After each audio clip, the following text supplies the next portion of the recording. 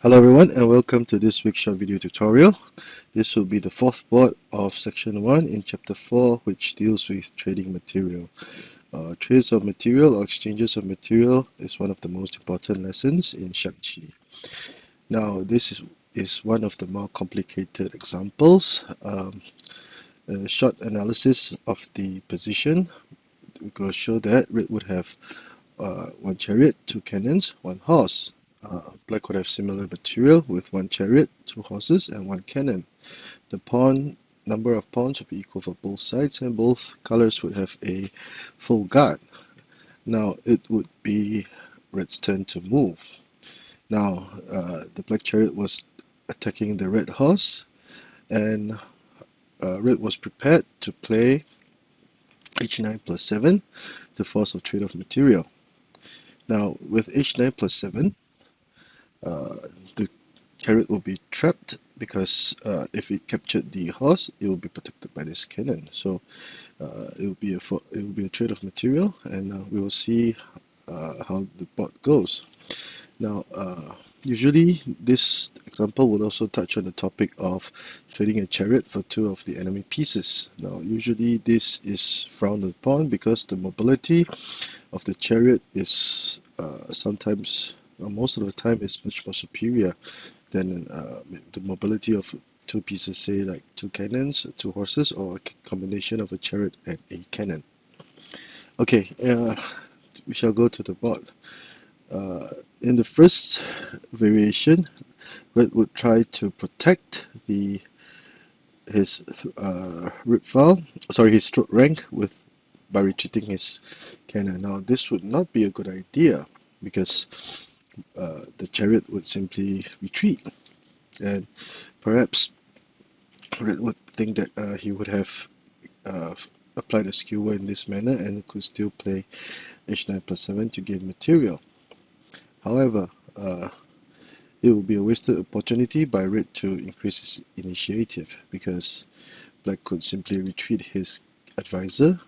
Now this move is a far-sighted move because black could now use this cannon to help break free of this gridlock. Let's say red continued with his plans to play h9 plus 7, threatening to capture the horse. If the chariot captured it again, the cannon would simply capture it. But black would be able to play c5 equals to 6 after the advisor had retreated. This would be a check on red's king, forcing the king inwards. And red would now advance his cannon to the pawn rank, to red's pawn rank. So black could have freed himself from red's skewer after this trade of material. If the cannon captured the black horse, the black chariot could either capture this cannon or this cannon, and it would still be approximately equal situation, and red would not have gained anything much from this trade. The presence of the black horse here would mean that it would be an even situation. So, what would happen if, as mentioned, red played h9 plus 7 first? Now, this would seem to be this would be the suggested move, and I ran it through the computer, and this was also the suggested move. By playing h9 plus 7, it would appear that red would lose material because the black horse could capture the red horse, and if the cannon captured the black horse again, red would gain material. However, by doing so, red would now have the extra option of retreating this cannon c2 minus 3 to threaten the black chariot. If black continued to capture the horse, say, for example, black could lose his chariot because he cannot advance or the elephant will capture it, nor can it retreat because it will not be blocked by this black chariot. So that is why c5 plus 3 would not be an option.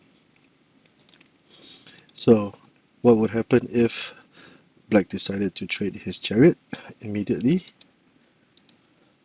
And in this point in time, black could have one cannon, two horses, while red would have one cannon and one chariot left.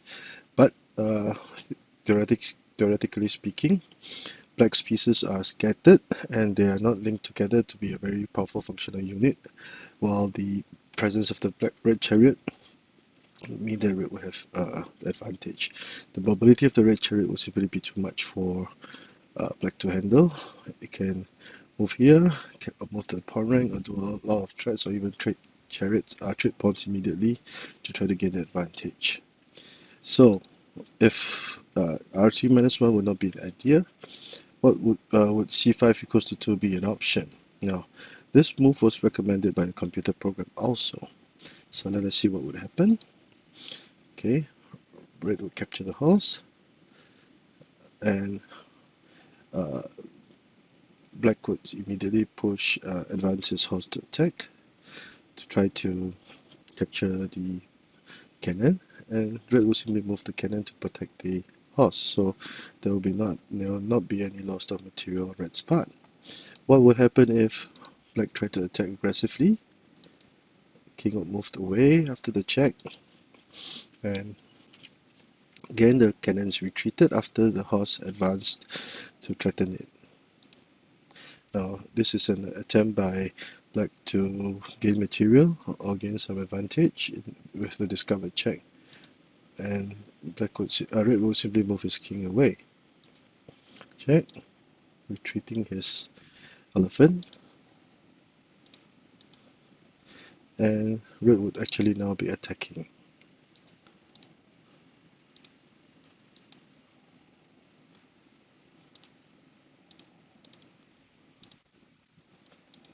And as can be seen, red would now still enjoy an advantage after the trade.